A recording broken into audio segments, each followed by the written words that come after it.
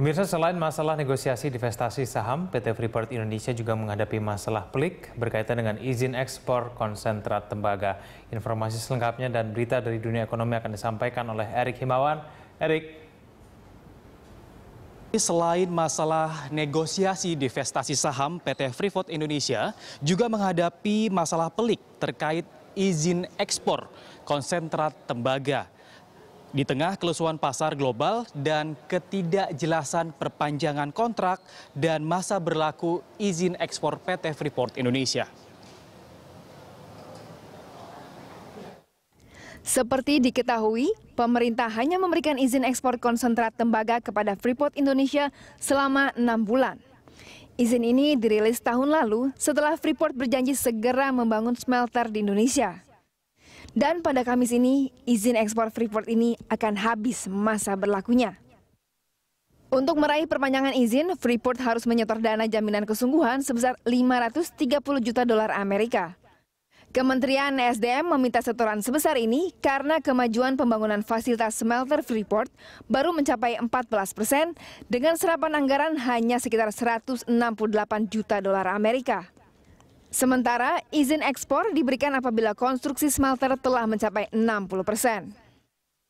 Ketua Tim Ahli Wakil Presiden Sofyan Wanandi menegaskan pemerintah akan bersikap tegas terkait perpanjangan izin ekspor konsentrat Freeport.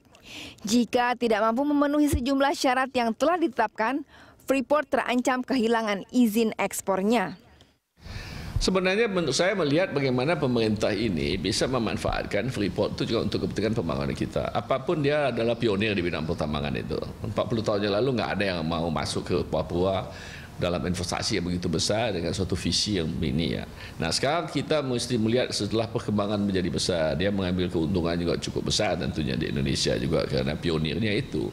Tentu sekarang ini kita harus lebih bernegosiasi untuk mendapatkan yang lebih banyak. Ya, tapi dia juga harus mengikuti peraturan pemerintah untuk membuat smelter di sini, jangan cuma dia jual bahan-bahan mentah terus.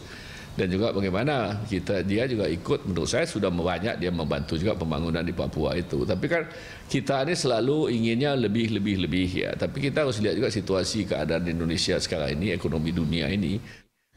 Terkait masalah izin ekspor, Direktur Freeport Clementino Lamuri telah bertemu Direktur Jenderal Mineral dan Batubara Kementerian ESDM Bambang Gatot. Sayang, Clementino bungkam ketika ditanya awak media usai pertemuan di kantor Ditjen Minerbag Kementerian ESDM tersebut.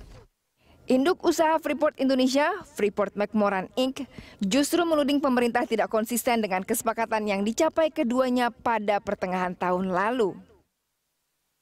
Seperti diberitakan Reuters, CEO Freeport-McMoRan Richard Atkerson mengatakan setoran dana jaminan sesungguhnya tidak tercantum dalam perjanjian.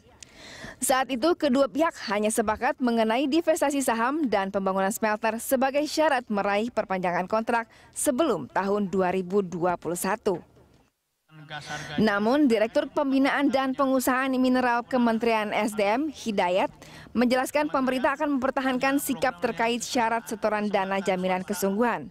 Tanpa setoran dana ini, izin ekspor Freeport akan melayang. Tim Liputan, Berita 1.